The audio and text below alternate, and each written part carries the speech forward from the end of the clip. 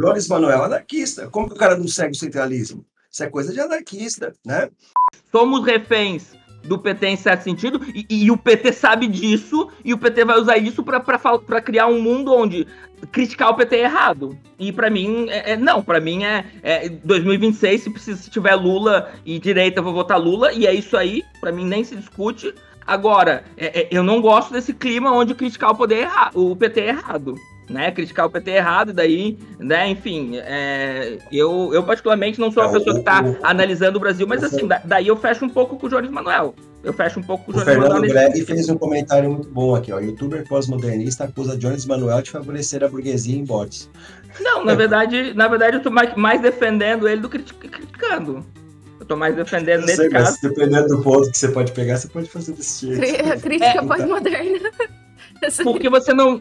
Porque é isso, né? Você não pode pegar e analisar os prós e contras de duas coisas que estão acontecendo e ficar ali, né? Ó, existem os prós e contras, então tem certo problema em bater demais no PT porque a gente tá um pouco refém deles, né? Mas também tem um certo problema em não bater o PT porque é isso. Então daí a gente coloca um partido no poder e fala assim, ó, ninguém critica porque o que fora isso é direita. Então parece que, né, aquela cultura, o que eu gostaria...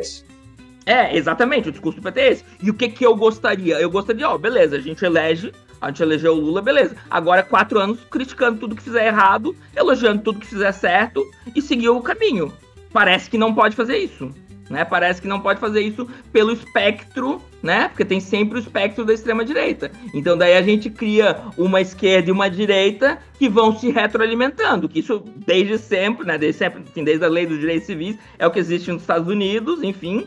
E a gente vive meio que, né, assim, uma esquerda e uma direita que se retroalimentam, tá? E que no final a direita sempre ganha.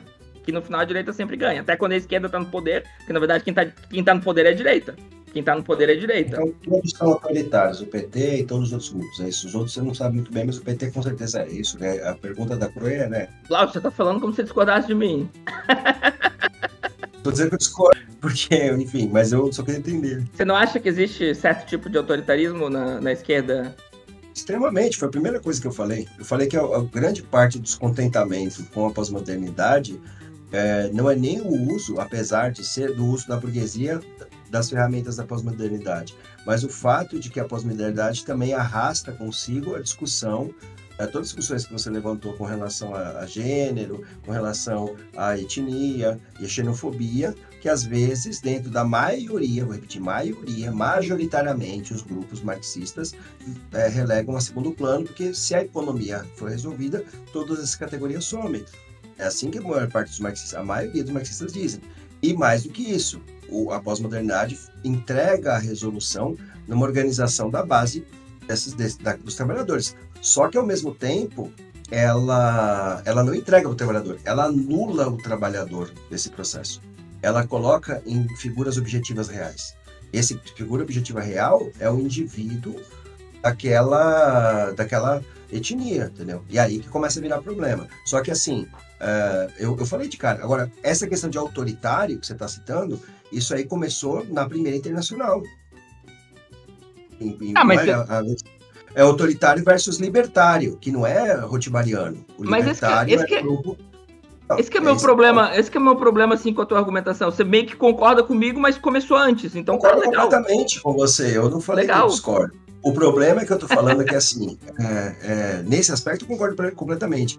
O que eu falo é que a crítica que a pós-modernidade faz naquele momento, ela, na verdade, ela é uma espécie de revolta resignada. Entendeu? É como se você fosse para um show de rock. E aí acabou o show. É um Woodstock. É literalmente o que o Woodstock foi. Entendeu? Olha, eu quero acabar com os valores morais que estão estabelecidos nessa sociedade. Para quê? Para quebrar com esses valores morais monogâmicos ou heterossexuais e tal. E esse uso de droga que não pode, para não sei o quê. Beleza, quebrei. Aí vem todo um mercado para abastecer isso. Então. Daí é que eu te pergunto. Aí quando se limita, eu acho que é o problema. E aí porque, a gente reforça elementos da porque assim, porque assim, você não vai ver no discurso dos pós-modernos vamos nos resignar, né? Esse revolta resignada é termo da Angélica Lovato, que eu sei que foi tua professora, né? Então, assim, você não vai ver esse discurso, né? Você não vai ver esse discurso de temos que nos resignar. Você vai ver, né, uma série de pessoas estudando, né? O próprio Foucault fala, ó, eu comecei a abordar tema que a esquerda dizia que nem precisava ser abordado naquele contexto, né? A loucura, por que alguém de esquerda escrever sobre a loucura, por que alguém de esquerda escrever sobre a clínica, o nascimento da clínica, escrever sobre, né, as prisões ou a sexualidade, enfim, né? Então, assim, eu não sei, eu queria jogar para ti de novo, né? Eu não sei se existe, e se existe também, é só a gente corrigir para mim, porque eu falo que a gente não precisa parar na pós-modernidade, né? Eu também, eu me vejo como alguém que não considera o pós-modernismo insuficiente para responder as questões do presente, tá? Insuficiente, mas necessário. Mas o que eu vejo também, e que daí eu queria ver o que você acha, é que existe certo marxismo, e eu bato de frente com esse marxismo, que é o seguinte, a burguesia não é burra, tá? A burguesia não é burra. Então a burguesia vê que não existem vácuos de poder e não existem vácuos de saber. Né? Então, vem os hippie. Tá, os hippie estão totalmente errados, né? Os hippie estavam lá contra a guerra do Vietnã. Né? Os hippie estavam lá contra a... Inclusive, no documentário lá, Como Mudar Sua Mente, não sei o que lá, não lembro do cara lá, o cara que faz o documentário, ele fala, olha, né, a juventude estadunidense, né, começa a se deparar com o dilema entre ir pra guerra ou usar psicodélico, né, e começa a usar psicodélico, começa a virar aquela coisa gratiluz, aquela coisa jovem mística, né, e daí muita gente começa a optar por esse discurso antipsicodélico, e vem a guerra às drogas, e vem com tudo a guerra às drogas, e vem também uma esquerda que aceita, assim, fácil demais ao meu ver, né, como liberalzinho, tudo, né, o cara quer usar um psicodélico, a pessoa quer o próprio movimento LGBTQIAPN+, né, então, linguagem neutra e não sei o quê. Eu vejo que, assim, ó, os revolucionários estão deixando esse vácuo de poder, né? Eu me pergunto se isso está no embrião do pós-modernismo, que eu diria que não, ou se isso está no vácuo de poder deixado porque nem pós-moderno nem marxista consegue responder algo, e a burguesia sabe muito bem cooptar esse discurso, sabe muito bem cooptar essas forças, e tem o aparelho, né? Tem a grande mídia, para pegar e preencher esse vácuo de poder. E daí um monte de coisa que hoje os marxistas estão dizendo, isso é liberalismo, isso serve à burguesia. Isso serve à burguesia porque a burguesia fez servir a ela. Isso deveria nos servir. Isso deveria nos servir tudo, entendeu? LGBTQIAPN+, as questões raciais, a própria linguagem, tá? Eu tava vendo esses dias... Eu tava vendo esses dias, né? Acho que a categoria da classe trabalhadora tá ligada a isso. Eu acho que esse que é o limiar do problema, entendeu? Eu concordo. Sim, tudo bem. O Mickey Money liberta tanto quanto. Pois é. Mas aí, assim, você pega, assim, eu tava vendo, né? O cara do... que ganhou um Oscar lá, foi um palestino e um israelense que fizeram um documentário, e daí o palestino foi sequestrado, alguma coisa assim. E daí a mídia botou, fulano, então, foi levado pela polícia israelense. Daí, assim, calma aí, eu vi um monte de gente falando, como assim levado? Ele foi sequestrado. Você tá entendendo? E é isso, né? Você pega uma notícia, se a pessoa é branca, é rica, se é alguém que tá do lado da burguesia, é sempre uma linguagem amena. Se é um pobre, preto, não sei o quê, daí é uma linguagem... Então, assim, a linguagem importa, tá ligado? A linguagem importa para um caralho, a burguesia sabe que a linguagem importa, e a gente tem uma esquerda que diz que linguagem não importa. Que linguagem? Né? A gente precisa fazer revolução, que mudar a linguagem. Você tá entendendo? Então, assim, sim, eu vejo é outro ponto da esfera, que eu falei no começo. Então, logo na minha exposição eu falei isso. O outro ponto da esfera é que se ignoram elementos reais, objetivos, tá? Porque se acredita que só num processo revolucionário eles vão ser ignorados. Vou dar um exemplo, enquanto o campus, assim, você está tentando dar exemplos reais. Vou dar um outro exemplo histórico. Vai. Na Guerra Civil Espanhola, né? A própria Claire, que está citando de novo, a Karina e a Mari Campos estão leram As Mulheres Livres, que é um livro que fala do processo da Revolução Espanhola, que um grupo de mulheres teve que pegar em armas, mesmo com tudo organizado em autogestão. Elas tiveram que criar o grupo das Mulheres Livres, porque elas não tinham espaço, não tinham lugar de fala, digamos assim, na gestão por serem mulheres. Então se arrastou um elemento patriarcal para dentro do processo que estava sendo socialista, estava lutando contra o Franco. Então eram locais autogeridos. Para quem não conhece como a Guerra Civil Espanhola mais ou menos está acontecendo nesse momento, tinha cidade que tinha extinguido até o dinheiro. né? Esse esquerdismo aí que o Lenin chama, ó, estão adiantando demais as fases, tem que ser um pouco de direita para poder dar certo. Então, assim, esse esquerdismo de colocar os trabalhadores organizando uma cidade toda, territórios todos, né? Teve problema da mulher não estar participando. Então, elas tiveram que criar isso e pensar, pô, isso não faz sentido. A mulher já deveria, num movimento anarquista, já estar ali, certo? Só que enquanto anarquistas, elas tinham essas ferramentas. Não existia ainda a ideia desses pensamentos pós-modernos, entendeu? Ainda que a gente tenha autores antigos que gostam falando do Nietzsche, não sei o quê, de romper com a tradição, a gente ainda tenha, o que faz elas objetivamente serem mulheres atuantes é que o mundo material foi alterado. E aí que está um campo que o marxismo aponta. Entende? Então, ao meu ver, o marxismo acaba ignorando essas sequências de agressão, de violências verbais e não sei o que impedem pessoas de estarem ali, mas porque elas objetivamente estejam ali, realmente o marxismo fala, tem que ter umas condições materiais. Mas eu vejo que elas conseguiram debater o autoritarismo por estarem num campo anarquista.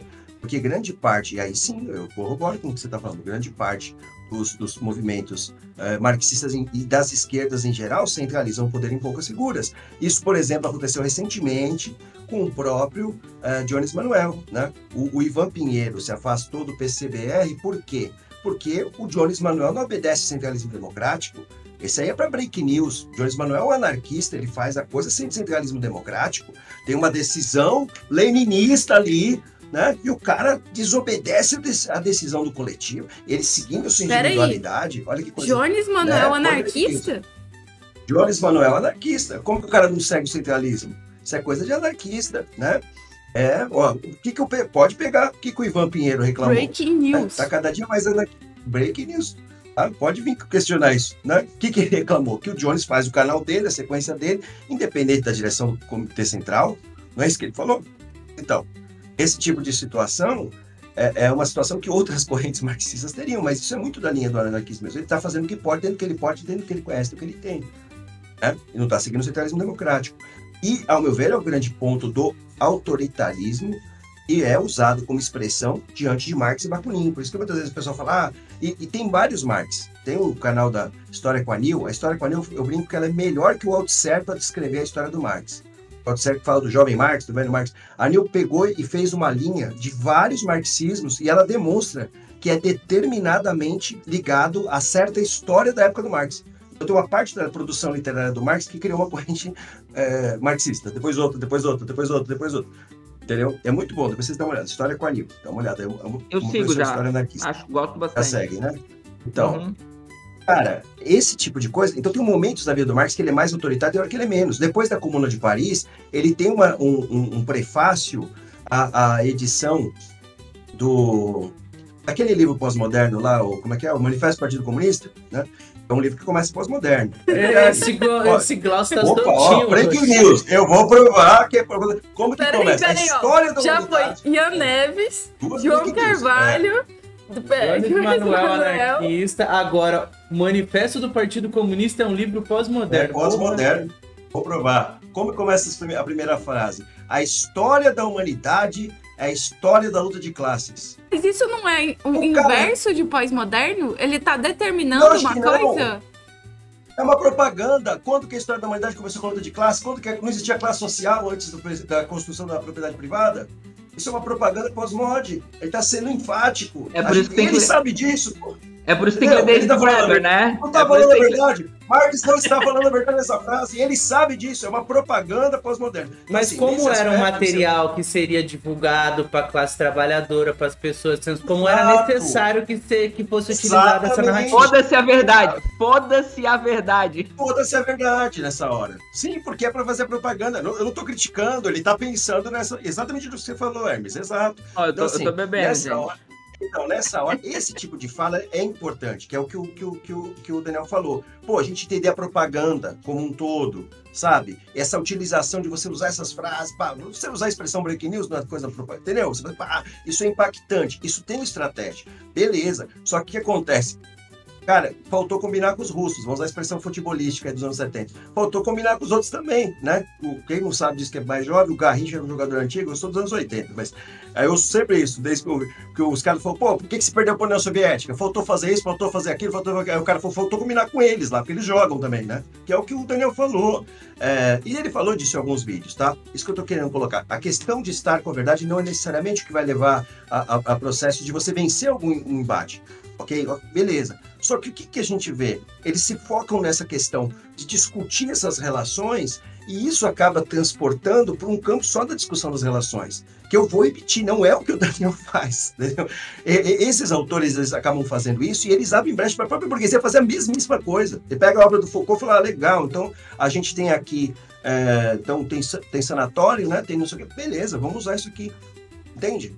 Então quer dizer que a razão é um princípio de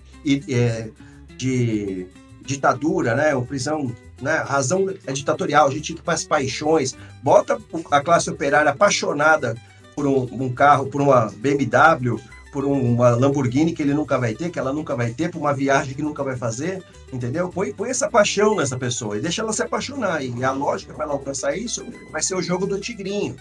A lógica para alcançar isso vai ser a Bet Nacional. Essa é a lógica. Isso não é lógica, isso é apaixonado. Então, eles reforçam esse espírito também com uma ferramenta. Mas o Foucault não está defendendo isso. O Foucault não está defendendo isso. Não tá. Eu concordo com você que ele não tá, mas os caras usam. É isso que eu falo, faltou combinar com eles. E assim, quando ele faz essa descrição, por isso que eu falo, o neo-hegeliano é muito parecido, Daniel, é muito parecido com o debate entre neo-hegeliano e Marx, gente.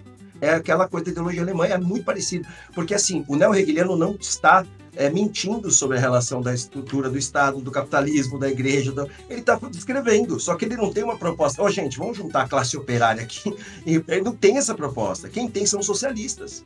E aí que o Marx fala, olha, está tendo a revolução dos socialistas, que o anarquismo está entre eles, entre várias outras.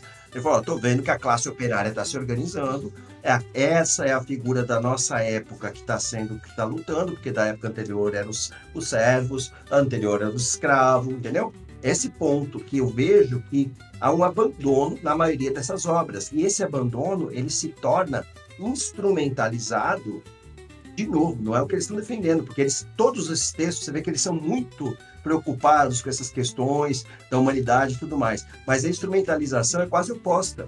É para fazer um protesto e uma descrição, às vezes até protesto de rua e coisas assim, que não está organizando a produção, entende? E em contrapartida, o outro pontinho do autoritarismo que você falou também está sendo criticado nesses discursos, mas ele é criticado pelos anarquistas. E por que os anarquistas? Entende? Então, assim, para mim, a obra do anarquismo é apagada historicamente, e quando chega nessa época em que as pessoas estão olhando para os dois lados, elas ignoram elementos que os anarquistas defenderam na própria União Soviética, como os conselhos.